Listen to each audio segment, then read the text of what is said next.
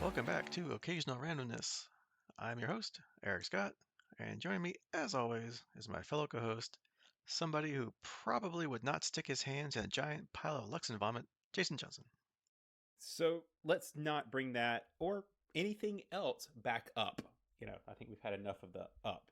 Yeah, the first couple minutes of this episode were a little um, interesting.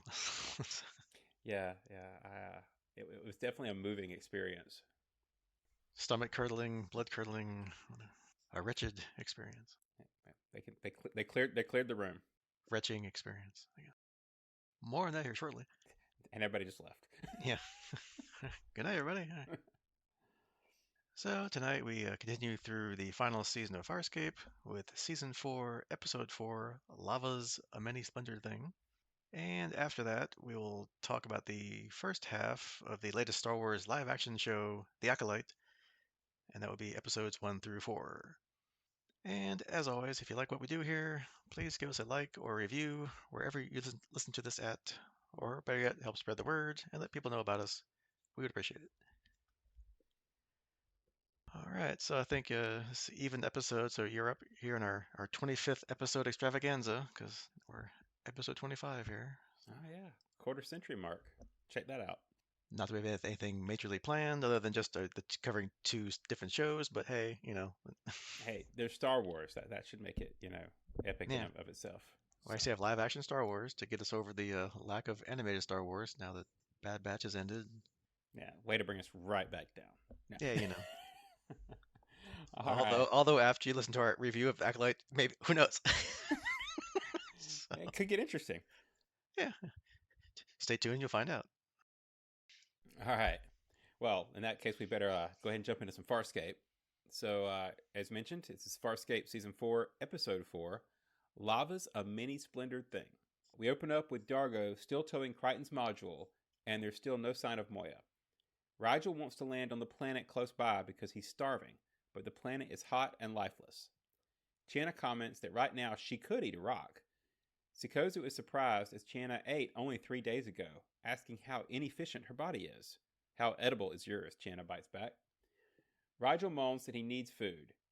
Noranti spits out something, Jilnak she calls it, and hands it out first to Rigel and then the others, except Sikozu, who offers her portion to Rigel. Noranti claims it is restorative. John wonders how come everything tastes like chicken, to which Channa responds, "What's chicken?" Cut to Dargo's ship, Lola, standing on the lava-filled planet. Rigel comes out of the ship on his throne sled, only to fly off to throw up. John follows. And here we go. Yeah, and here we go. It's all come up to me. Back to me. Well, all right. John follows, then Dargo, and then both join Channa in the mass regurgitation. Noranti offers John something to help the cramp, which he declines. Dargo's response is, "I'm inside out," to which Noranti points out, "You're not hungry anymore, though." So I guess it worked. Yeah, I guess true. Good point. Rigel's gone down a nearby hole for a schlock. Fill in the gap there. And John, Dargo, and Noranti follow him. At the bottom, Rigel has found some treasure that he clearly wants to swipe. Don't do it. You know where that's leading. Yeah, right. That stuff belongs to somebody else, John warns, and Dargo throws it away, adding, "We have enough enemies already." Something seems to happen when what Dargo threw hits the floor, though. Noranti finds some medicines and thinks she recognizes some of the markings on the container. Dargo wants to leave, but Rigel sets off a booby trap, and a column of amber substance solidifies around his body, seals the entrance to the hole, with Chiana and Sikozo outside. The whole place is booby-trapped, and Dargo can't shoot the hole open. They're stuck. Nice job, Rigel. Good. Nobody saw that one coming. Rigel's moaning for the others to get him out, while Noranti continues to ramble about the markings. Dargo, we may have to stick Granny in a hole, comments John. I think we should burn her, Dargo replies. They hear people coming, who kill the traps as Noranti recognizes the marks as Tarkan. John ushers her to go and hide with him and Dargo while Rigel plays dead. The two men who approach converse as John and Dargo discuss taking them out. Noranti says there should be no violence, while the men realize the traps have been sent off and notice Rigel. Rigel apologizes for disturbing their work, but they realize he's a thief too. He tells them there's no one with him, and the men calm someone else, who tell them not to touch Rigel as he's on his way. Noranti tells John and Dargo that these are Tarkans, good people, and despite John's objections, she introduces herself to the men. Rigel claims that he's never seen her before, but she says they're not alone. There's a human and a Luxon too, urging John and Dargo to come out. John comments burning may be too good for her. John steps out and tries to move along, thanking the men for looking after Noranti and telling her to stop wandering off. He implies to them that she's a bit crazy. Yeah. I think he Uh-huh. has to apply that one. Yeah. And asks if they see his dog. Right, I guess Rigel. Rigel tells John to get him out, and John has an idea. Why don't we all put our guns down? But the other two men arrive and start shooting. Chiena and Sikozo are watching from the sealed hole, trying to make out what's going on down there. The shootout continues, but the men have body shields, so Dargo, John, and Noranti are forced to run. One of the men cuts Rigel from the floor, but leaves his body encased and carries him off, dropping him down a chute. Chiana thinks that the lights she saw were pulse blasts and tells Sikozo that they need to help them. Sikozo says they have to get to them first. Well, you're a genius. How? Sikozo mentions the cannon on Dargo's ship, but only Dargo can operate it. But Chiana wonders if there might be another way in. Meanwhile, Rigel reaches the bottom of the chute and witnesses a huge person in body armor come out from a pool of lava. Meanwhile, John, Dargo, and Noranti are running from the men. Noranti tells them that these are Tarkan freedom fighters, heroes. There's no need to fight them. John points out that they're shooting at them, and Dargo notes that they fired first. Noranti wants to mediate, but John says she'll just get shot. Dargo asks if that would be too bad. Rigel asks the armored person, Ray Kale, if they can discuss this. Ray Kale is not happy when told that there are more intruders here. He asks Rigel how they found this place, but a nervous Rigel says no one told them. They found it by accident. When pressed, he claims he was just putting back the chain that he was going to steal. One of the men calms Ray Kale to say that he has intruders cornered, but he needs help. Ray Keel says that he'll take care of it while the other person keeps moving the crates. He asks the man on the comm to describe the location, but the man responds that all just looks like rock. Noranti tells John and Dargo that she trusts the Tarkans, but John and Dargo don't. Dargo tells John that it might be an idea to let Noranti meditate, and when John finally agrees, she then yawns and drops to the floor, deep asleep. Ray Keel asks the men if there's any writings on the wall, and they respond that there's some purple markings, which Ray Keel tells the man to shoot. When he does, it causes a huge explosions and rumble. Dargo says trouble as the lava begins to flow in where they are, and remarks, same Dren, different planet. Yep, we're trapped again. Dargo wants John to jump, but John says that he can, but the old bat can't. Old bats can fly, says Dargo as he throws Noranti to the other side of the lava. Dargo propels John across, but when he jumps, he nearly falls backwards, so he wraps his tongue around Noranti's neck to pull himself up. Which is probably a good thing she was asleep for that one. Yeah, because her face wasn't looking too well unconscious, so I can only imagine what would happen if she was awake for that. It's an experience I could probably go without. So Chiana couldn't find another entrance, while Sikozo has been trying to power up the ship's cannon. Chiana repeats that only Dargo can operate it, but Sikozo says that he'd be a fool not to set an override. But Chiana gets an idea. They just need Dargo's DNA. See previous comments. Ray Keel tells the leader of the men that his people are worthless. Rigel calms Dargo to say that he's dying and begs him to get him out of there. John asks where he is, but Ray Keel grabs Rigel and says, "Who is this?" Lou Costello is John's reply. He says that he is Ray Keel, and Noranti introduces herself and says they are not enemies, it's a misunderstanding. They know they're Tarkan freedom fighters. Ray Keel says that even though they approve of their work, Rigel attempted to rob them. John apologizes and says they'll punish the slug appropriately. Ray Keel says that they'll release Rigel, but knocks him out and tells John that Rigel doesn't look well. They'd better come and get him. Ray Keel says that they'll send an escort, and neither John and Dargo trust him, despite Noranti's objections. John wants to ambush the escort, hit him with a rock, and take his shield belt. That's your plan, Dargo asks. Yeah. To hit him with a rock when they have these shields? Apparently the shields only work against pulse energy. They saw the man get burned, so John is sure a rock will work. Noranti announces that she wants to help. Yeah. Oh, sure. Now she wants to help. Yeah. But do they want her help? Is Exactly. always the question. Chiana and Sikozo check out all the piles of vomit and find Dargo's, of which Chiana takes both a bite and a handful. And again, disgusting. Yeah, there's some interesting conversation there, I bet. On the ship, Sikozo wants to try to control it, but Chiana objects, as she's the one who put her hands in the vomit. Sikozo observed the starting procedure for the ship when they left Arnisk. So they start it, but Sikozo's never seen Dargo use the cannon.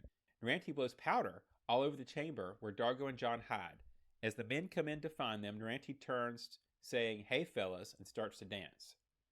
But the men don't see Noranti, presumably due to the powder. Instead, they see a young lady wearing a skimpy outfit with blue hair. The men drool over her as she strips, and John and Dargo sneak up behind them and knock them out with rocks. Noranti continues to dance anyway, finishing with a strip, much to the horror of Dargo and John. And thankfully, we didn't see any of that technically, so the audience was spared Yeah, that as well. the benefit of old sci-fi era editing, right? We couldn't put that kind of stuff on. Sikozu's got her own vomit, which meaning she's got some of Dargo's. So she has a go at working the ship. She gets it moving and lines it up with the hole, but when she fires the cannon, nothing happens. John has put on one of the men's body shields and is told that it works automatically when fired at. Dargo wants to test it on one of John's appendages, but then shoots anyway, and it works. Noranti asks if they can go to talk to the Tarkans now, but John points out there is no we because they have 2 belts and 3 people. Leaving Noranti behind, John and Dargo let the men lead the way. John arrives at Ray Keel's chamber with the men, trying to use them as hostages. Ray Keel shoots them instead and activates the booby traps around Dargo and John. He adds that they aren't freedom fighters at all, they're just robbing them. John points out that they don't care, and Dargo adds that they performed quite a few burglaries themselves. Ray Keel asks who else is with them, but Dargo refuses to say, prompting Ray Keel to throw lava on them when they don't cooperate. Channa and Sikozu argue, and when Channa tells her to try anything to fire, the cannon fires, opening the hole. Below, they feel the rumble, and Dargo realizes it's Lola's cannon, so it must be the girls. John tells Ray Keel that that's their squad, and Dargo explains, we die, you die. Ray Keel goes to throw lava on them, but the leader of the men stops him, saying if it's true, they'll need hostages. Ray Keel asks why now, when he's been planning this for so long. John has no sympathy. Life sucks, doesn't it? Well, quite often, in fact, Dargo adds. Ray Keel leaves to search for the ship. Meanwhile, Channa leaves to check down the hole and suggests that Sikozu turn the ship invisible. Ray Keel and one of the men argue, with Channa nearly running into them. Dargo and John try to convince the person guarding them to betray Ray Keel, but he doesn't listen. Rigel forces himself off an edge to drop to the floor, and the distraction allows John to shoot the person. But Rigel gets knocked into the trap and becomes completely encased again. Just as Ray Keel and the man get to the surface, Sikozu turns the ship invisible. The weapon they use to melt the amber substance runs out, so Dargo leaves to get a new canister from the level above. The man suddenly gets up and goes to hit John with Rigel, but John fights back and he and Rigel, the man, fall into the lava pool. John wants to try activating the shield so he can go into the pool to rescue Rigel, but Harvey, yay Harvey, tries to talk him out of it. John shoots his finger to activate the shield to give it a try, and the shield protects him from the lava while it's activated. Ray Keel and the man find nothing wrong with their transport, so they decide it must have been a bluff, and Ray Keel returns to dispose of the hostages. Channa is still roaming when Noranti grabs her and says that they have to hide. These are not real Tarkans, but highly evil men. Welcome to the party. She tells Channa that they have to get a message to the real Tarkans. File under D for duh. Yeah, right. Dargo and the man get into a fight when they meet in the corridor. John finds Rigel in the lava, but Ray Keel pops up behind him, and in the meantime, Dargo decapitates the man, and his head rolls down the chute, landing in front of John. Ray Keel knocks John's pulse pistol away, and John's shield switches to reserve mode. Channa walks in, and John yells to shoot him. John's shield is reactivated, and he manages to overpower Ray Keel and get him encased. With Ray Keel out of the way, John finds Rigel in the lava. John frees Rigel from the amber substance when Tarkans approach. As the crew prepare to fight, Noranti tells them that these are the real Tarkans, and she told them everything. They believed you, John asks. A Tarkan explains that Ray Keel was once one of them, but now he's a traitor and a thief, and tells them they're free to go as long as they take Rigel with them. John thanks the Tarkan for the shield belt, as the Tarkan thanks Noranti for the Jeel neck, prompting John and Dargo to drag her away. Rigel says that he'll never eat again, as Dargo, John, and Noranti arrive at the ship. Dargo asks what that mess and smell are. This is all you. Well, from you, Sikozu replies. When they lift off, the ship informs him that it's received a transmission. It's from Pilot, transmitting Moya's location and saying they look forward to the crew's return. Little bit of trivia on this episode. The belly dancer's design was inspired by the iconic Grey Aliens. Dave Elsley felt that it was time they made an appearance. John Adam, who played Ray Keel, had previously played Burkesh way back in Season 1, Episode 4, Thrown for a Loss, and later, Season 2, Episodes 20 and 21, the Liars, Guns, and Money two-parter. Like that character, he was nearly blind in this costume. Character designer Tim Ferrier and his team built all of the sets for this episode complete with lava, flowing lava. He described this one as one of the toughest episodes for him and his department. For the sequence in which Rigel was encased in amber, the Jim Henson Creature Shop created an amber liquid which would look realistic on film but was easier to use than actual amber. Also, this episode reveals Sikozu's ability to go long periods of time without food. It also reveals that Chiana is apparently able to somehow identify Dargo's vomit by taste. And the less said about that, once again, the better. Yeah, I think maybe we won't bring that one back up later. Sikozu breaks the Farscape tradition by uttering damn and damn it as curses, rather than uttering one of the substitute words usually given to alien characters, like Frel, Dren, or Yachts. This isn't necessarily a continuity breach, as it calls back to Crichton Kicks, in which Sikozu learned English from Crichton. In all likelihood, the character is actually speaking to herself in English in this scene, if someone were to hear her without translator microbes. So that was a lava episode to unpack. What do you think, Eric? Yeah, so did I lava it or did I just like it? So I guess, well, first and foremost, obviously we were wrong with our guesses from last time, as we do not meet up with Aeryn in this episode, or Moya, or Pilot, or anybody else we're missing. So gotta be the next one, hopefully. Given how this one ends as a definite cliffhanger that they're gonna go find them. So we'll find out. Anyway, or not, we'll find out. Yeah, I guess overall it was a fun episode. It has all their typical Farscape elements we've come to love over the last 3 and a quarter seasons. You got your comedy, drama, Rigel, of course, trying to snurch other people's things and getting in trouble for it, and your typical villain leader surrounded by totally useless and completely stupid henchmen. So, pretty good. Although, I guess as we talked about briefly at the opening, at this point, why does anybody want to take anything that Noranti offers them? I mean, the others, okay, sure, because it might be the first time or two. But at this point, given what's happened over the last couple episodes with Crichton and her, you think he would have learned by now. But apparently not. So I guess in general, yeah, I liked it. It was a nice little, I don't want to say filler episode, but it was good. What do you think? Yeah, filler episode's probably the wrong word, but like I thought this was a good weekly episode. I don't think we got an overall large amount of story movement. Right, we didn't get the crew's not in a vastly different position than they were before, other than the very end when obviously we get the message from Pilot, which we'll get to. But I did enjoy it. Like you said, it was a good mix of all the different Farscape elements, and in I guess episode parlance, I put this one in the category of kind of monster of the week, right? This is just kind of adventure of the week. It's just a good standalone, fun romp through a bit of storyline. So I enjoyed it. I like you said though, I was surprised by the continued absence of Aeryn for one of the main characters to have been gone for 4 episodes now. It's, I think, pretty interesting. Yeah, I mean, I didn't look ahead to the trivia for next time, but I wonder if was she off filming something, or when did Pitch Black come out? That was after Farscape? Oh gosh, was she in Pitch Black? Yeah, she was one of the survivors on the planet with Vin Diesel for like maybe at least half the movie, I think. That came out in 2000. Okay, maybe she was filming that. Well, I guess we'll find out. Maybe we'll find out next time. I'll have to rewatch that. I forgot that she was in that. I knew it had Cole Hauser in it, but I didn't realize it had Hmm. her in Yeah, I was like, hey, Farscape. it. Sharon Shaza Montgomery was her character name. All right, cool. Yeah, I'll flag that for later. I'll have to go watch that again.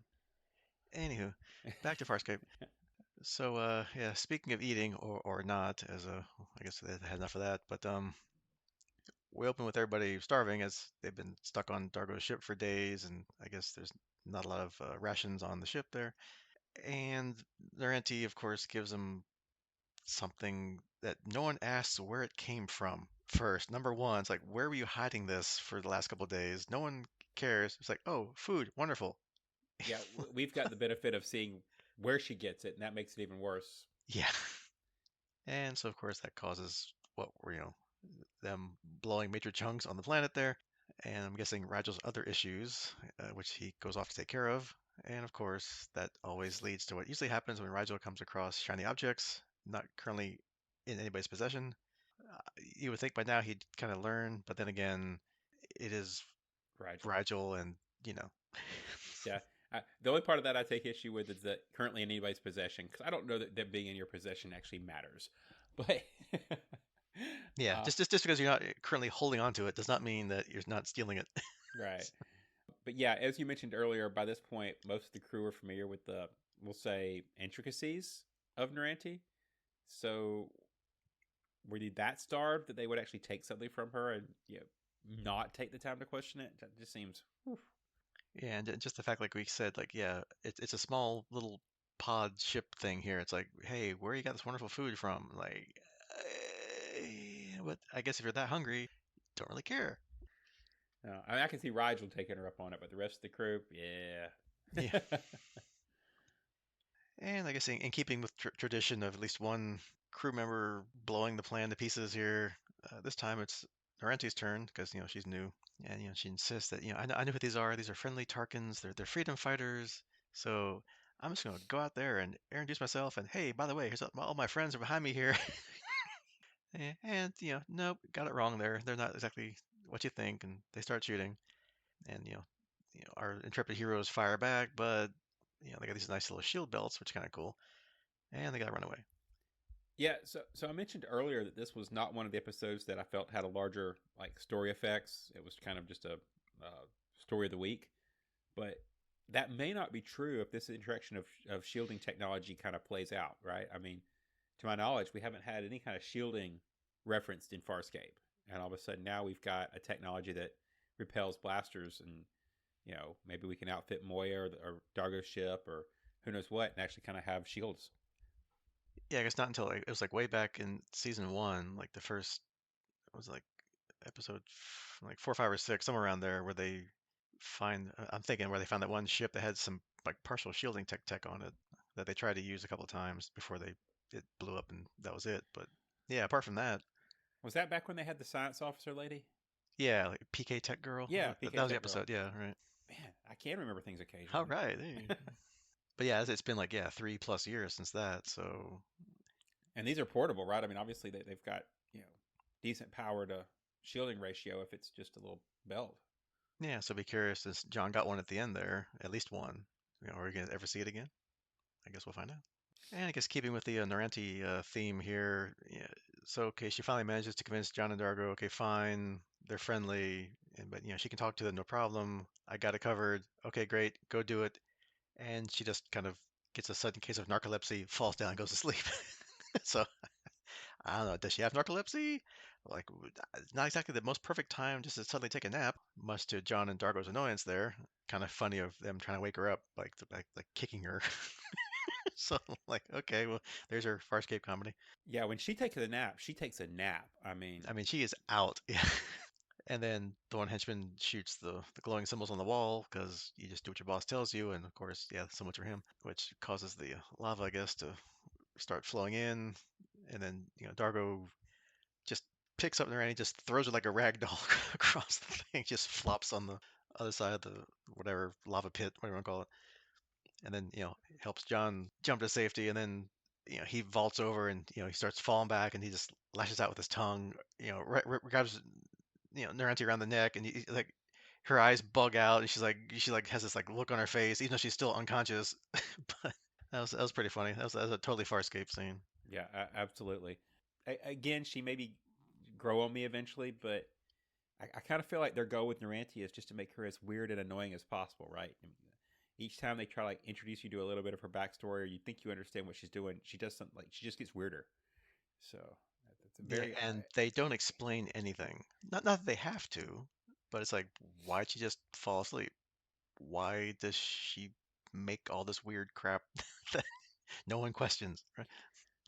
yeah, and that's what I mean. I guess it's like each episode they just make it a point to make her a little bit weirder or a little more citrusy. The more you find out, the more you're like, what is going on? Like, why do we still have this person with us? Because she's almost too weird to be around. But yeah, that seems to be one of the things they're throwing in this season. So Yeah, but she actually is useful At least partially in this case, where the next scene when she does wake up again, she makes the henchmen think that she's some sexy exotic dancer to distract them, so that John and Dargo can sneak up on them and knock them out with rocks because apparently John's figured out that well, the guy got blown up and incinerated, so maybe the shields only work against energy, not or like pulse pistol energy, not kinetic energy of like explosions and rocks. So okay, let's give that a shot.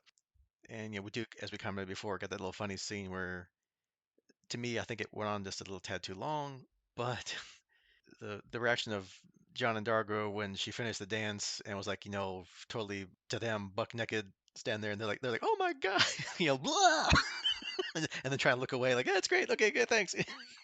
Yeah, again, I agree. Even when she's helping, it drug a little bit, and maybe was a bit too revealing of a scene. So I was ready to move on by the end of it. But yeah, it did kind of start out funny and makes you wonder, how much of it's like magic. I'm putting magic in air quotes here. Powers. How much of it is this dust that she manages to like hit everybody with and whammy them into seeing what she wants them to see? I don't know. It's kind of an interesting character abilities that again are completely unexplained. Yeah, she's like this, the sci-fi alchemist kind of, like Zan on steroids kind of thing. So. Yeah, almost crossing the alchemist into magic, right? Or pheromones, or yeah, I don't know. It's very interesting. Yeah, so we got another three-quarters of a season here, so I guess we'll see what other weird things are in store.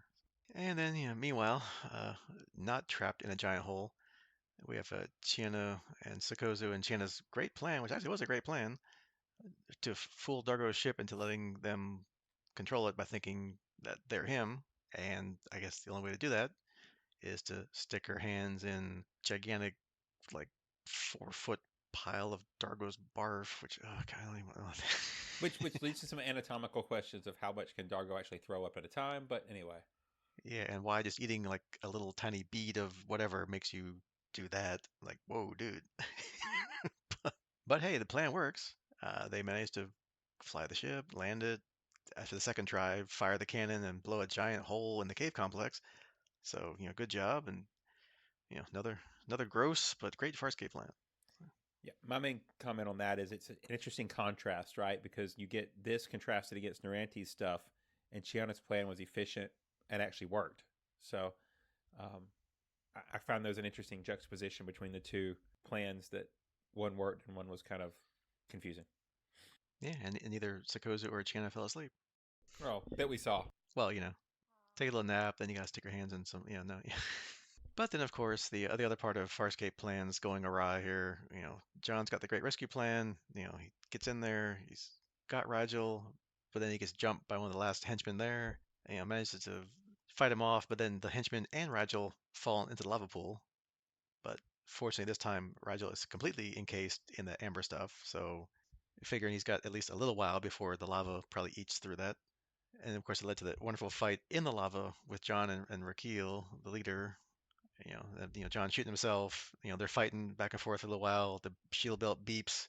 He shoots himself again real quick, and they keep going back to fighting until Rakeel knocks the gun away just as the shield belt's beeping again. And then when Shanna comes in, John's like, shoot me. She's like, say what? He's like, no, really, shoot me. And she just does it. So is that a good thing? I don't know. You can just ask someone to shoot you and she will without question. Well, without one question. It's like, no, really, seriously, shoot me. Okay. Yeah, there's trust there, right? I did also enjoy the lava scene. I thought it was one of the better parts of the episode. The effects were good. We had a little bit of trivia on the lava, and I think it really paid off, right? I think it looked very very farscapey and very very good. We did get some foreshadowing, since we see Raquel swimming in the lava earlier, but it did make for a fun fight scene with Chiana having to keep shooting John. It did make me question how indestructible Winona is, because does the shield cover the gun, or does the gun just resistant to lava, or I don't know. There's they make good hardware, those peacekeepers. Yeah, good point. I guess like yeah, like most shields, you can shoot out of them to somebody else or back to yourself somehow and it doesn't affect the shield. So it's like a one way, maybe two way, but sometimes one way shield. Right. I mean, the fact that he's holding the gun when he shoots himself means that the gun is external to the shield, but it doesn't burn up in lava. So I don't know. Yeah, or those guns are just really durable. Yeah, That's what I'm saying. Those peacekeepers make some serious tech. So yeah. Can survive, be out in the cold, be out in space, get lava, no problem. We got you covered. Now, can the wielder of that survive? Well, no, but hey, well, we don't care about them. in this galaxy we can though. We've established that you can survive at least for a partial time out in space. So Yeah, and you shoot the gun and use it to propel yourself, so it does everything. And I guess at the end here, where the real Tarkans show up, and that should have been the title. yeah, the The real real Tarkans. Tarkans. Sorry. Are they Grand Moff Tarkans or just There you regular? go. I have a little Slim Shady going, with the real Yeah, Tarkin. Please stand yeah, up. Yeah. yeah. And John's completely and totally shocked that they actually believe Noranti explanation of what happened. But hey, we'll take it. They've never met her before, so Yeah, so okay, that they're free to go, but please take this thing Roger with you, like not a problem, no, And apparently John's like, thank you for the shield belt. So at least he's got one. So like I said before, we'll see if we see that later, because why make a big production out of it if you never see it again? We'll find out. And as soon as they say, yeah, thank you for the shield, they're like, oh yeah, we gotta go. Bye, let's go. So, probably a good idea, yeah, just in case it has the same effect on them. Like we're gonna be out here before that happens. Goodbye, thank you. yeah, because that has the impact to start some form of galactic war, so they better not be around, Yeah, which I mean, who knows, right? They could be looking for him after right? this. I would be. And like we said before at the beginning here, as they're leaving, they get a comm from Pilot that says, we're glad to be in contact with you again. Here's where we are. Here's some rendezvous coordinates. So yay! Hopefully this means next time we're all back together after 4 episodes of us saying, "Gotta be this one. Gotta be this next one." Nope. So hopefully this time we're correct. Well, I would say it. I'm setting my expectation to be part of the family, and we'll get into it next time here in a minute. But my expectation is this means we're probably at least one episode away from finding Aeryn, because this will be the next one will be the episode of getting pilot Moya back, and then we'll then have to figure out how to find Aeryn. So I don't know. We'll see. Yep. And speaking of which, on the next episode here, we will do Farscape Season 4, Episode 5, Promises. Playing our usual guessing game of what does that mean? Well, that's could be lots of things. Again, I'm hoping and assuming this one has to have Aeryn in it, unless she was still filming Pitch Black, like we just figured out might be the time she did this, or maybe not. I don't know. But maybe we'll find out next trivia. We'll at least find Moya and Pilot because Pilot gave them the coordinates for him and Moya. So hopefully Aaron's on there too, or is on nearby. I don't know. As for what promise could be, well, like I said, it could be anything. But I think Crichton and Aeryn, or vice versa, did promise to see them again when they left at the end of season 3. Or maybe it's a promise to talk about what's happening with them and with the baby, because that's kind of a big topic. Or it could be something completely different, not at all any of those things, and totally some other promise that maybe one of our other characters made to somebody outside the crew or in the crew, and nothing at all with Aeryn. I don't know. That's all I got. Oh, maybe I was wrong. We may get Aeryn back, but I'm gonna stay a little pessimistic. That way, I'm not surprised. But either way, I think it seems the last time we overcomplicated our guesses on the title. Some good history, but Yeah. so I think I'll keep it simple and agree with you. Either a promise between John and Aeryn to stay apart, right? Because that was kind of their agreement at the end, or more likely, in my opinion, is we're going to get an outside storyline with somebody else outside of our crew. Dealing with promises, or maybe somebody that the crew's made a promise to in the past that's going to come back. We've still got maybe some peacekeepers out there. I don't know. We'll see. But I'm going to assume it's external. Another side note, just to kind of catch us before we wrap up Farscape.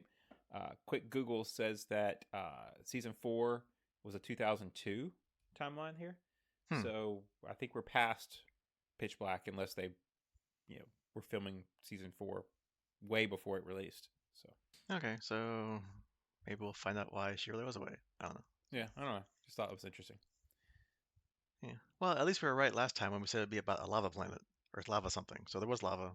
So Yeah, good us for getting that out of that so side. I mean, you have to assume that the title actually means something.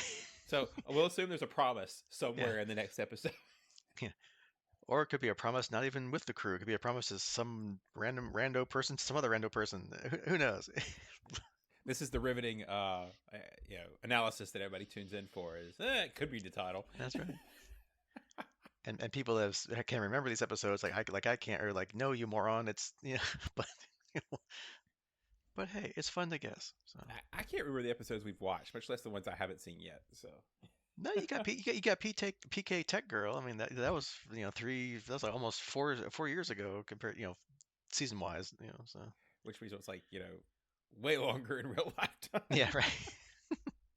So some things stick in your head. All right, so that is your Farscape homework for next time. If I can find some Acolyte theme music or something, or some Star Wars interlude music after this, we'll kick into the Acolyte. So stay tuned.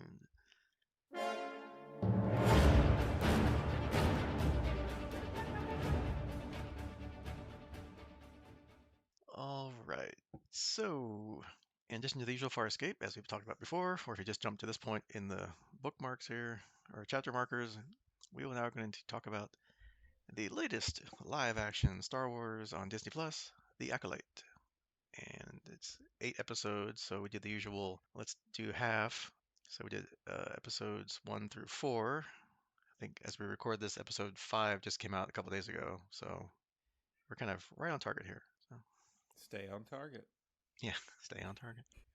All right, so we'll do the usual alternating recaps here. So, Second, since you read the big one before Farscape, I'll start us off here. So we open, as you would expect, with episode 1, Lost Did not slash... see that coming. Yeah. What?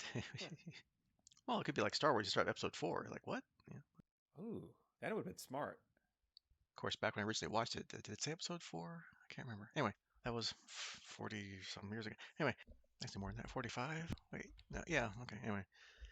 Anyway, episode 1, Lost slash Found. So, 100 years before the rise of the Galactic Empire, the Galactic Republic and the Jedi Order preside during a time of centuries-long peace. In a bar on the planet Udea, Jedi Master Indara is attacked and killed by a woman wielding daggers. The bartender identifies Osha Anaseya, a former Jedi Padawan learner, as the killer. Osha, who now works as a mechanic doing dangerous repairs on outside of starships, denies committing the crime when she was arrested by Jedi Knight Yord Fandar and his Padawan Taziloa. En route to stand trial on Coruscant, Osha's fellow prisoners escape and leave her to crash land on the planet Karlek. She sees a vision of her twin sister, May, who is presumed dead in a fire that seemingly killed her entire family when they were young. Osha deduces that May is alive and the one who killed Indara. Jedi Master Vernestra Rowe sends Master Saul, Osha's former teacher, to Karlak with his current Padawan, Jekilan and Yord. They find Osha, and Saul accepts her theory about May. Elsewhere, speaking of which, May meets with her mysterious master who has challenged her to kill a Jedi without using a weapon. Which brings us into episode 2, Revenge slash Justice. May attempts to kill a Jedi Master Torben in a temple on the planet Olega, but is prevented by his force meditation, so he has a force field. Torben has been floating in silent meditation for over a decade. Vermestra sends Sol, Jeki, Yord, and Osha to investigate the attack. May regroups with her supplier, Khmer, who is helping her hunt for the 4 Jedi that were stationed on her and Osha's home planet, Brendok, at the time of the fire. Indara, Torben, Sol, and the Wookiee Kalneka. Khmer provides May with a poison and warns her that she still needs to kill one of the 4 without a weapon. May offers the poison to Torben as absolution for his past. He stops meditating and willingly takes it, dying just as the others arrive. May escapes, and Osha poses as her to get information from Khmer. He reveals the existence of May's master and her overall plan. That night, Sol confronts May and reveals to her that Osha is alive. Osha attempts to stun May but misses, and May escapes again. She later threatens Khmer over talking to the Jedi, but he convinces her to spare him because he has learned that Kalneka is living on the planet Kofar. And then we go to episode 3, Destiny. So, quick flashback here. 16 years earlier, Osha and May live with an all-female coven of Force witches on Brendok. Their mother and the coven's leader, Mother Anissa, or Anaseya, claims the twins do not have a father. They were carried by another witch, Mother Coral. Anaseya teaches the children that the Force, which he calls the Thread, is misused by the Jedi. The children undergo a ceremony to be inducted into the coven, which May is very excited about, but Osha not so much. Before Osha can be inducted, the ceremony is interrupted by those four Jedi, who express concern that the witches are training children. They claim the right to test the twins for their suitability to become Jedi. Anastasia asks the children to fail the test. May, of course, does, but Osha chooses to tell the truth and pass it, and tells Anastasia that she wishes to become a Jedi. However, angry that her sister wants to leave, May locks Osha in her room and burns her diary. Unfortunately, that fire spreads, so Saul helps Osha to get to safety, and they see May seemingly die, and they find the rest of the coven dead as well. The Jedi take Osha to Coruscant, and Saul promises to train her as his Padawan. Back on Brendok, though, May is shown to have survived and is starting to look for Osha. Which brings us to episode 4, Day. May and Kamir begin searching for Kalnucka on Kafar, where he has isolated himself in a forest. Sol discusses May with several Jedi Masters who believe that her master must be a fallen Jedi. They send him and Osha to apprehend May with a group of Jedi, including Yord and Jeki. On Kafar, they use the Tinian tracker Basil to begin searching for Kalnucka by following his scent. Osha's connection to the forest begins to grow again, and she connects with a large bug in the forest, which attacks them and is killed by Sol. May begins to feel that her mission to kill a Jedi without a weapon is impossible and no longer relevant to her now that she knows Osha is alive. She captures Kamir in a trap and rushes to turn herself into Kalnucka, planning to reconnect with Osha and tell the Jedi what she knows about her master. However, she finds Kalnucka has been killed by someone using a lightsaber. The others soon arrive and surround May, ordering her to surrender. Before she can do anything, her master appears behind them. The figure activates a red lightsaber and uses the Force to attack Osha and the Jedi. All right, so we are halfway through season one, and probably the only season, but we'll find out. So, what do you think so far? Is it moving along at a good pace? Uh, what do you think in general, high level, which we might get into later, of the storyline so far and of the characters so far? Yeah, so high level, I gotta admit, the first couple episodes had me really frustrated with the pacing. I felt like stuff was dragging out to create mystery. You know, they were building things up, which I appreciate. I like a good mystery, but it felt like they were intentionally like almost wasting time. Right? They were building things up to the point when, and you'd end up with the episode and you're like, I didn't get anything out of that. I worry that that's because there's not enough to reach the end of the storyline. Right? I mean, are we looking at the fact that there just may not be enough story to reach the end, so we had to drag it? But then it did pick up. So, I'm a little hopeful that the second half keeps the new faster pacing that we kind of picked up on the last, I'd say, episode and a half. And we'll see where it goes. Yeah, because you always wonder, like, do they know the episode count? I guess they must know the episode count before they start writing. So, like Disney's like, okay, you got 8 episodes. Okay, great. So I got like 6.5 episodes of worth of story. So let me like stretch out the other Yeah, that's kind of what it felt like. Maybe there was 6 episodes and they got told, no, we actually wanted to do 8. And they had to like really take the first little bit and just like pace it out. Yeah. stretch it out. Yeah, yeah. And I say coming into this, I had no idea what this was about. I mean, I stayed pretty much spoiler free for the whole thing. I knew that it was 100 years before the Star Wars movies, so I knew that was like in the what they call like the high, what was it?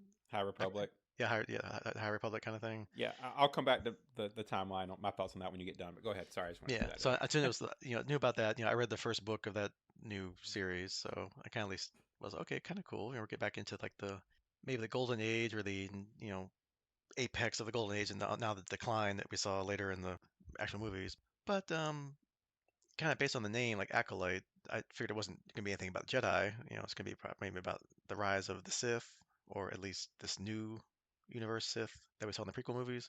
And it opened pretty well. We have the first bar scene there. We have Carrie Ann Moss. I'm like, oh, that's cool. She's in here. I forgot that she was in this thing. Oh, that's kind of cool. And she's doing like Matrix meets Star Wars fighting. She doesn't use her lightsaber. She's just like dodging like Neo and her and the Matrix. I'm like, oh, this is sweet. This is cool. And then she gets killed. And I'm like, oh, okay. Well, that's a way to start. Was this just like some stunt casting for like one scene here and then that's it? But we did get a scene with her later, so hopefully maybe throughout the rest of the 4 episodes, there'll be some more flashbacks with what's going on with her and the other four Jedi.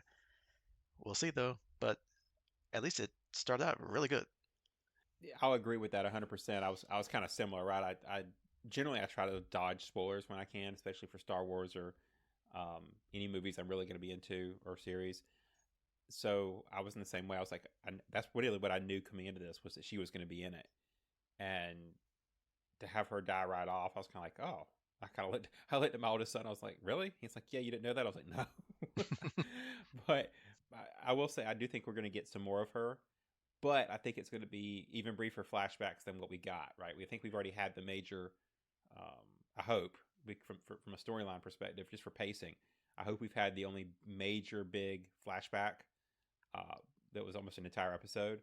But I think we're going to get some shorter ones where we kind of fill in the gaps of what happened. You know, we've got that room full of dead Jedi or dead Jedi. Well, room full of dead witches, rather, and so there's a lot of gaps still to fill in about what happened during and after the fire. So I think we'll still end up with some more flashbacks, but I think overall, they've probably used up most of her time on set. At least they didn't do that. They had to do a lot of de-aging, I guess, this time, unlike other shows. So, okay, we'll see. Yeah. And then after the big exciting opening there, we cut to Osha doing her little mechanic, mechanic, work on a starship. They did kind of want you to keep thinking it was her as the killer because they kind of look the same, like with their eyes. Because at this point we didn't know that they were twins or whatever. But so it's like, yeah, yeah, it looks like her, and she's like dismissing one of her coworkers, like, hey, where were you last night or whatever. She's like, yeah, whatever. So you're kind of like, going, okay, maybe it's her, maybe she's just playing things. Okay, it's kind of cool, a little mystery here. But I was kind of hoping they go more with like a kind of like either like a split personality or like schizophrenia kind of thing as the answer to that. She was the killer, but she also has like the cyber personality that's not. I think that would have been maybe more interesting, given that a lot of the Jedi powers are like mental in nature. But now we just have our usual good twin, bad twin plot so far, anyway. See, now you've got me wanting that plot, right? Because um, I don't know if you remember if you ever got into them, but way back in I'm not going to pick a year back in TSR days of D&D, there were some Dark Sun books that dealt with a psionic character because that was the big thing about Dark Sun, right? But anyway, point is that there was a psionic character who had a split personality, and each of the aspects of his personality, each of the personas living within his mind, had a different psionic ability. So each time he wanted to do something different, he kind of had to shift and let that other personality come up and be the active one. And I think doing that with a Jedi or Sith, or possibly a Jedi and Sith in the same person, would be very interesting and almost kind of give you an interesting thing to dive into on Force dynamics and how the Force actually works, right, within one person.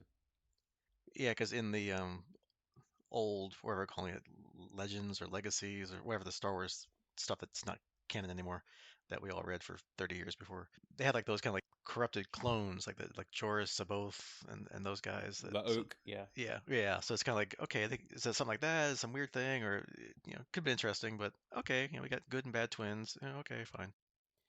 I did also want to mention you mentioned the mechanic or whatever mechanic droid replacement, which she was working as, which seems to be like an illegal trade, right? Because evidently the Republic has mandated that you have to use droids for extravehicular maintenance. You're not allowed to have humans who do it, or sentient beings who do it, and that seems to be her job. So it's almost like a black market mechanic skill set, which I don't think we've had mentioned.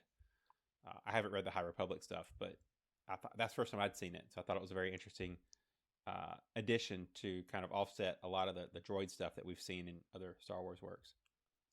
Yeah, and of course the people that were sanctioning that were those Trade Federation guys, which of course, yeah, they're sneaky people anyway.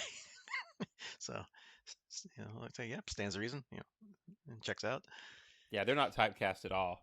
Yeah, as sleazy business people that cut corners and do things for profit only. Yeah, no, not at all. Yeah, they're fine. And I guess kind of jumping around here, I did love that May couldn't attack Master Torben. He's sitting there floating in his little monastery there, meditating, and everything she does, she's like tries to hit him and like bonk, like runs up against, like you said, the literal force field.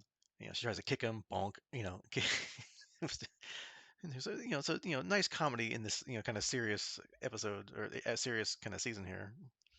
Yeah, and I was hoping we get a lot more out of him. That's another one of the characters. You asked earlier about what I thought about some of the side characters, and they've got a very interesting bunch of Jedi that have made up this group that she's attacking and hunting. Right? I mean, you've got Torben, you've got, I'm never going to get the name right for Carrie Ann Moss's character, but even though she gets taken out first, she's obviously was the leader of the group. You've got Torben, who was her Padawan or a Padawan on that trip. You've got Soul and the Wookiee, which we actually don't have a whole lot of Wookiee Jedi, and Hmm. so to have one in that group, I know this is a different timeline, but still, I don't think it was all that um, many of them. So a very interesting group of Jedi they put together that we're having to figure out what really happened in the lost span of time, right? So because he evidently had some serious hangups to force him to go into the meditation and then to willingly take the poison. Yeah, so we'll get into it here next couple tidbit talking points here. But yeah, there's something going on that we don't know about yet, which is why they keep flashing back to things. So yeah, I mean, obviously something happened, whatever, and we'll talk about later, that made him want to go off and like wall himself away from people and just meditate, for like what, 10 years or how long they said it was. But then is it like tense? Is it like all the time? Because how do you eat? Like, is the force keeping you alive? I don't think you can do that. So is he like, oh, here's your food. Okay, great, thanks. Then back to floating and meditating. I don't know. But I don't anyway, know. Maybe the force can sustain. yeah. Well, also we'll get into that here in a second too. So, but before we get to that point, let's kind of explore some of these Jedi here. Like, so yeah, so far the Jedi that we've seen, both at the on Coruscant and here out in the different planets here, kind of have their share of issues or traits that make you not really like them all that much, or at least most of them anyway. I'm not sure if that's where they were going, like with the idea that these are the Jedi kind of like on the downswing from the height of their power and influence, and it's kind of like here's like the I don't know, like the arrogance or the self-importance of the Jedi. Like they all seem to kind of like fool themselves, right? Like and their beliefs, especially Yord. Yord's just annoying me. He's just like I just want to smack him around the head. So he's just like we're a Jedi. We're right all the time. We're perfect. We're wonderful. And then, we got that one Jedi Master on Coruscant of Vernestra, however you pronounce her name. She doesn't want to tell the High Council or the Senate of what's going on for, I guess, like, fear of what might happen. That doesn't sound really Jedi-like. It sounds kind of like scheming and kind of like your typical politician, not like a Jedi. So, Yep. yeah, there's something going on. So I don't know if that's what they're trying to go for. If like this is kind of like the decline and beginning of the fall of the Jedi, which then of course we see during the prequels. But yeah, it's like these four Jedi at least are hiding something, and probably something with that Force Witch cult. So I'm sure there's more than we've seen so far, and we got 4 more episodes to dwell into that hopefully.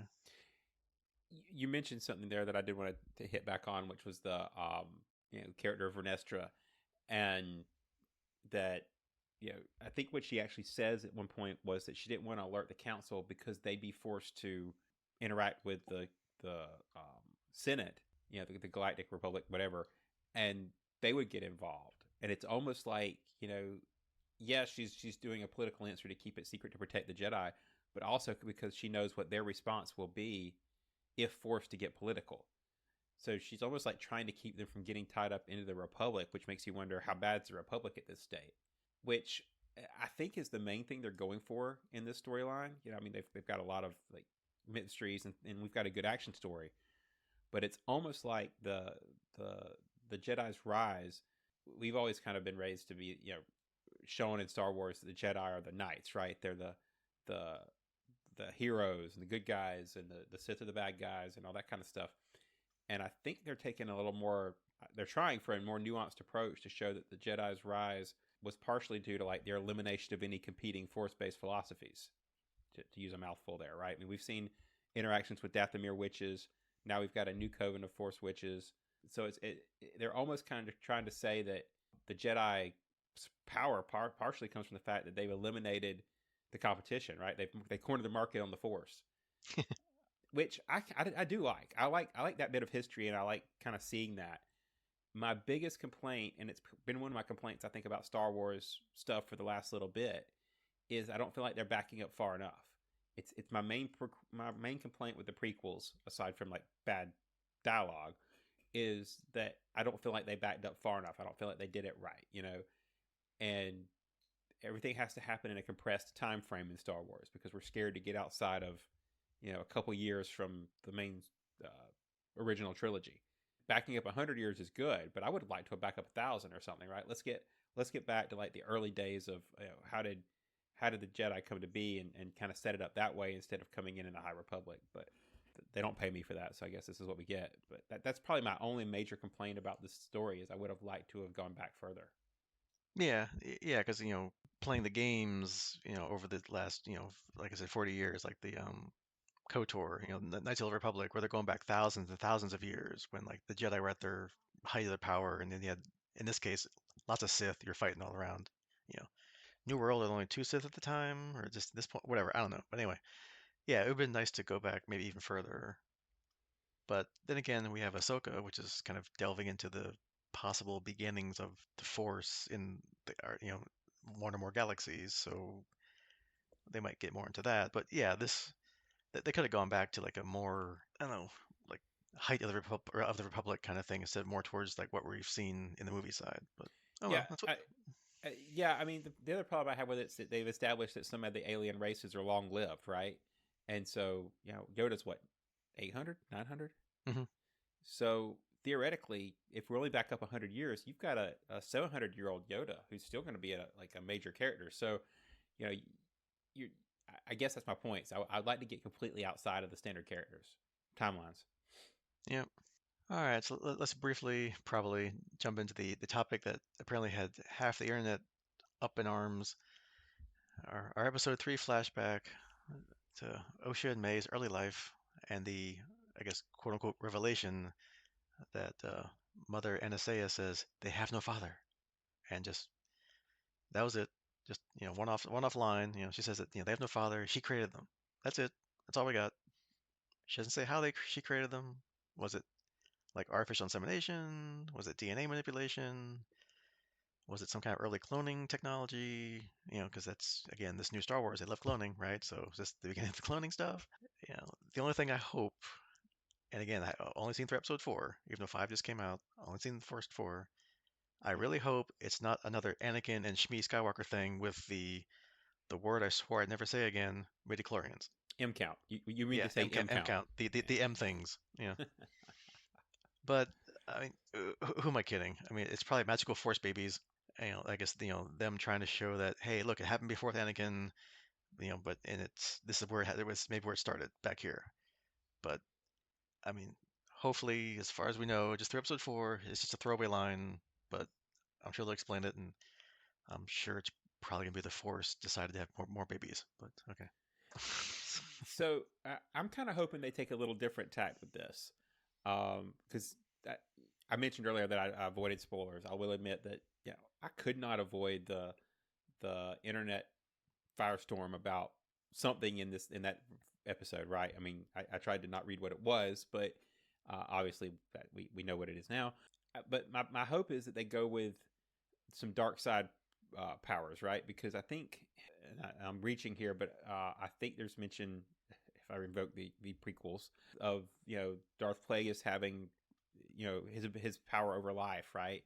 That somehow the dark side was able to influence life, and I'm kind of hoping that they, just like we had the ability for the dark side to have cloning, and somehow Palpatine returned, that we're going to be able to have some way that maybe she made a deal, the witches made a deal with the Sith or something to help create the twins, right?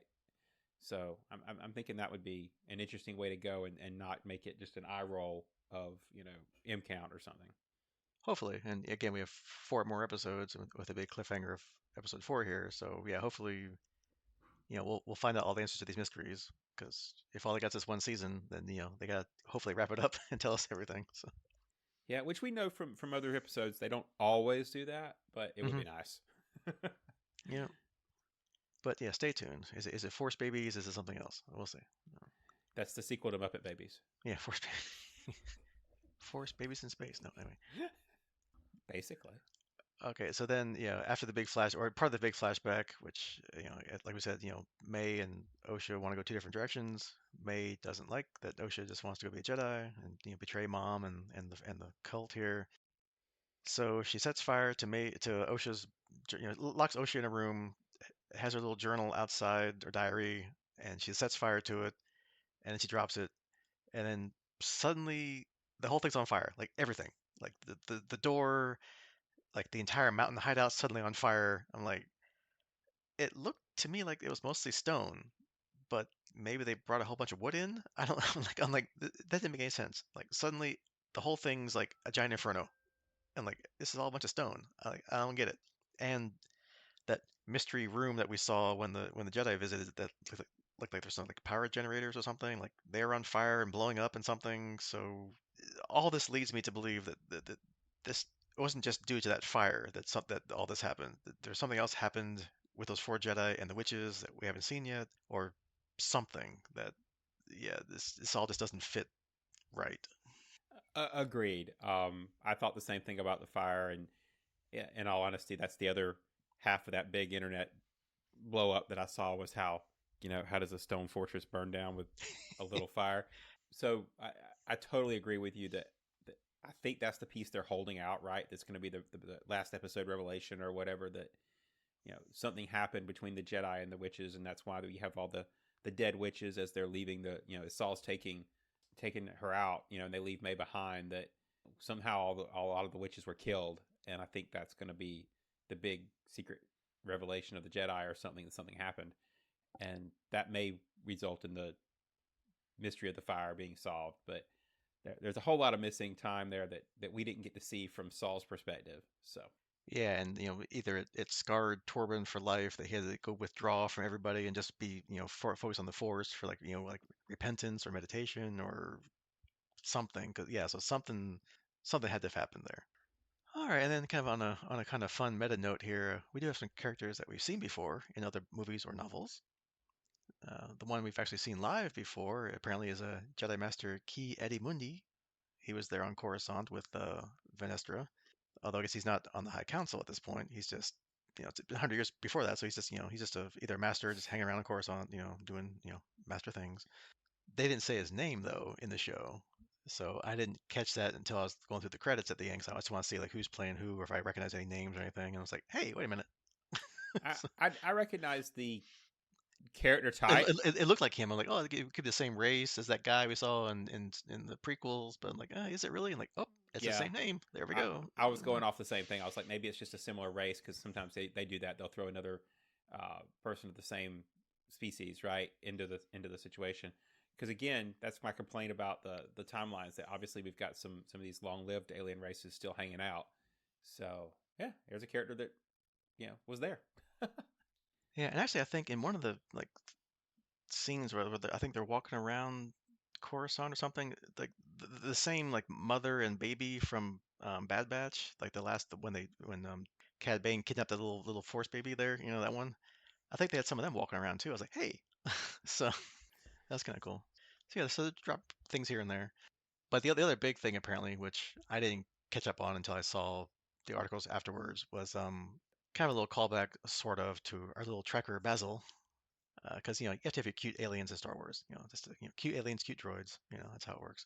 So Basil's apparently a Tynan who apparently was mentioned in the Han Solo's Revenge book from way back in 1979, Good year. which I of course read.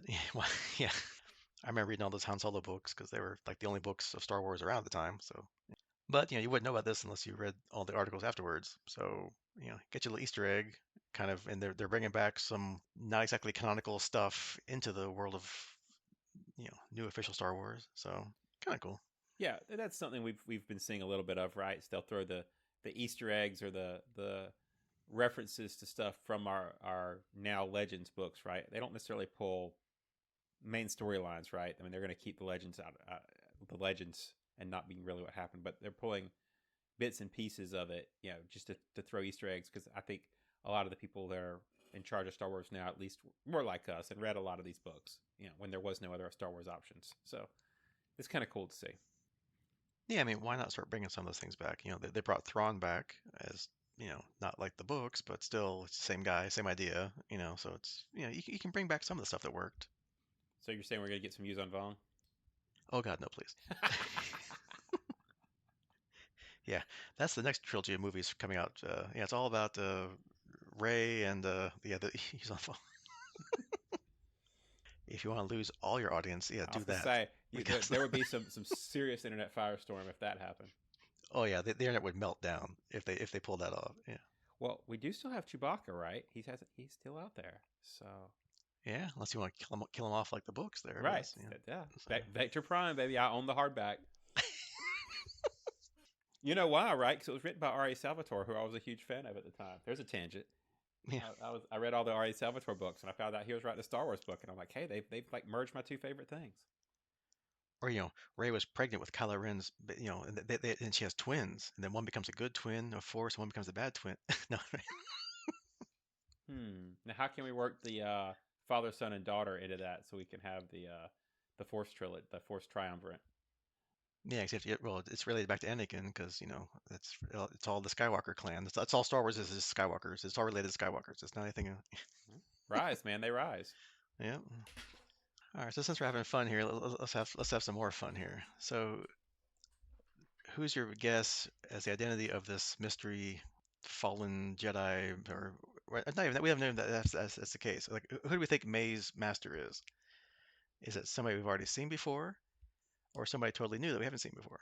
Following the usual TV trope of the law of conservation of characters, if it's someone we've seen before, I think the most obvious would be her accomplice, Kamir. He's been everywhere that May's been, so he can keep an eye on her and guide her and help her with, stuff. He knows where all these Jedi are that she wants revenge on, especially Kelnaka, who's no one seems to know where he went on Kofar. He went off into the forest somewhere, and this is gigantic, as typical Star Wars, trees that are like, 500 feet tall, you know. So he's out there somewhere, but he knows exactly where he is. So that's my prime thing, which of course is too obvious. But then we got the two mothers of the Force cult, Anastasia, the actual creator, quote unquote, of our two little antagonists here, or Coral, the one that I guess carried them the term. Well, we know Anastasia is dead, right? She was one of the dead. Well, theoretically, she was one of the dead witches we saw on the way out. Yeah, but then supposedly May fell into the pit too and was killed. But Agreed. I'm just saying. so Yeah, yeah, from a certain point of view, she looked pretty dead. exactly right. Let's throw all the Star Wars cliches. Yeah. And then of course, if you want to go totally crazy conspiracy theory, a wild idea I thought of is that they're not twins but triplets. Ooh. Ooh. Or maybe like an older version of whatever or however Ocean May were created that quote unquote didn't work out. You know. Or if we want to get completely and totally off the wall, and this is just hilariously stupid and silly as I thought at the last minute, maybe it's Basil. Okay, you Okay, got me here, with that okay, one. okay. Hear me out. So, obviously Basil's small, right? And this guy with the red lightsaber is taller. So maybe there's like a couple of Basils In a on top of trench coat. on top of each other's shoulders with like a trench coat, like a cape and a mask, right? So, after all, they look rat-like, right? And if this master is Darth Plagueis, Palpatine's master, rats, bubonic plague, Plagueis, there you go, right there. It all fits. Wow. So it's been a rat all along. That's right. I Mm, smell a rat. I smell a rat. So okay, I'm gonna take a step back and go full transparency here. I watched episode 5, so I'm gonna stay out of the guessing game on this one. However, I'm gonna tangent though and comment that speaking of the master, one of their favorite things that I found interesting is the mask. Hmm. So Yeah, they're calling like Darth Teeth. They're calling him online or something. I right, saw. Yeah. so you've got this bizarre metallic mask, and I was thinking about that because, and again, I'm avoiding anything here that has to do with what we've seen, but or what I've seen. But the Star Wars is known for the Sith masks, right? I mean, Hmm. Vader's is iconic to the point that Kylo Ren. Now, granted, it's more to do with his family than Sith specific, but it became iconic of the Sith of having Vader's helmet and then Kylo Ren making his own, and so he's got Yeah. his mask. Well, and yet you have some of the Inquisitors that had some masks and stuff. Right? Yep, you had some Inquisitors, and you had some. What am I trying to think of? The Knights of Ren, which I know they're not specifically called out to be Jedi. I'm still confused as to where the Hmm. current timeline thinks they are. But Yeah. the fact that you've got this 100 years ago Sith with this really bizarre over the top mask just was very interesting to me. I think that was probably my favorite thing so far in these 4 episodes of that character is just what we've seen of the character. Pretty limited, but that mask, especially at uh, the end of episode 4 when he attacks, was just awesome. Yeah, and even some of the Sith in like the Knights of the Old Republic games, that kind of thing, they had masks. Not all of them, but some of them had masks and stuff. So yeah, it's kind of like it's like a Sith thing. So, Yeah. and if this is like the rise of not rise of the Sith, but or maybe it's the rise of the Sith in this new Star Wars universe, yeah, I mean, who knows? So again, I will find out when I watch Episode 5. Probably they probably explain it all. No, haha, what will say? I don't know.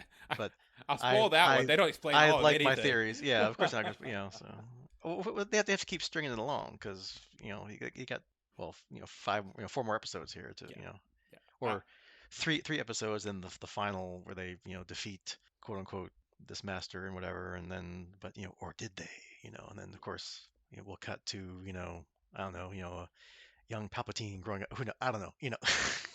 So wait, so was Palpatine a Force clone? I don't think so. He was just like your person from Naboo, or like your politician from Naboo that went on to somehow get recruited by Darth Plagueis. I don't know I haven't read the books, so I have no idea if they fill Me, any of these gaps in. I don't know, me but either. I'm just gonna closet and give everybody a background story of they were created by the dark side, and all these characters were Force created. yeah, Yeah. well, if we have the good light side Force babies, and then do we have to have the good the evil Force babies? So we have one each here apparently, but supposedly, you know, possibly, with Well, Lucia but and May. So yeah, that's true. The I completely lost it there, but yeah, it'll be interesting. I fully expect this. I'm hoping that's what I was gonna say. I hope this has a longer final episode. I'm not gonna get my hopes up, but I'm hoping they pull a Bad Batch and give us a really long final episode because I'm really expecting a lot of these mystery stuff to be revealed in that final episode. I think they're gonna stretch it as far as possible. So before we get answers. yeah, because now I can see like anybody being this Force, this Sith like guy. It could be that could be Vanestra. Some people were saying it was Saul. I'm like, but I thought he was there with the people. I'm like, huh? Unless I missed something where he like snuck off at the end there. I can't remember, but yeah. So it's like it could be anybody because it's wide open. I'm assuming it should be somebody you've seen before up to this point, because otherwise it's like suddenly 5 episodes in, it's like, oh yeah, it's this new person we've never seen before. Which I mean could be, but where's the payoff on that, right? So I don't know. It's fun to guess because it doesn't mean anything if I'm right or wrong. It's just fun to think about it. So, Yeah, and that's the point of having a show like this. It's all mysteries that you get to guess at these things.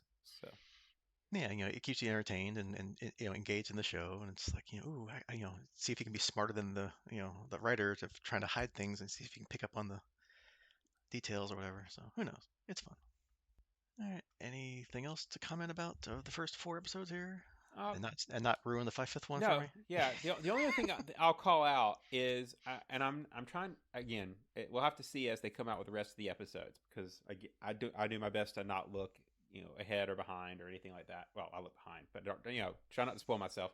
But the point of all that was to say that one of the things I was most interested in or found uh, kind of cool was that the first 2 episodes had polar 2-part titles. Hmm. So Yeah, I noticed that. Yeah. you had Lost Found and Revenge Justice.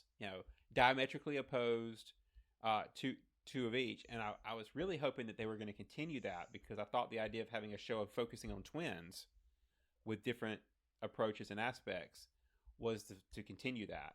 But for some reason in episode 3, they decided to stop and do Destiny and then Day, right? So um, obviously they chose singular focuses. I don't know if that's because the duality was split, and they're now pursuing similar missions.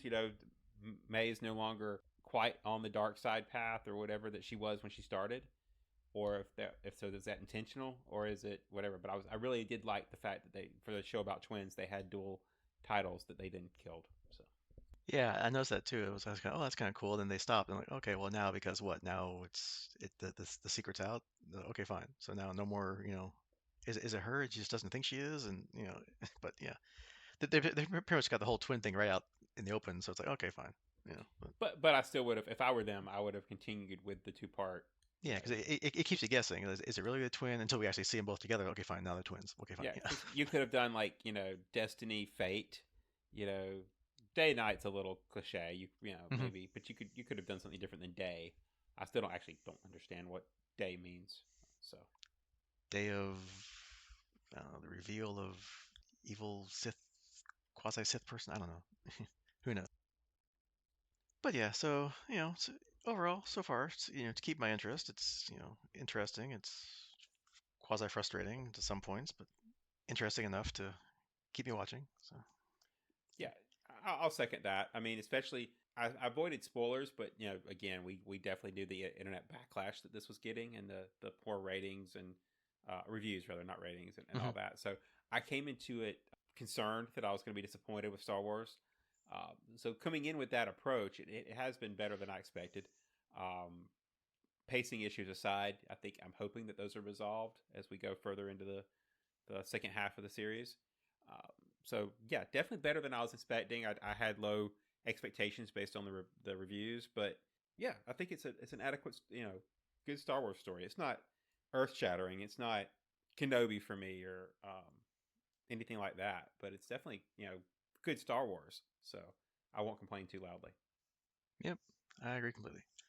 All right, so yeah, next time we will wrap up with episodes 5 through 8 of The Acolyte, and we'll see if there's going to be a season two. I don't know, probably not. I mean, looks like all the other seasons of things are being canned. Like, there's probably not be another Kenobi. There's not going to be another, well, Book of Boba Fett. That was a one-off there. Anyway.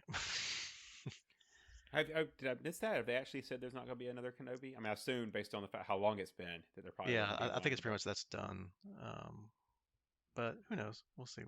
huh. But yeah, so that's your homework for next time. The rest of the Acolyte, and we'll see you then. Goodbye. Goodbye.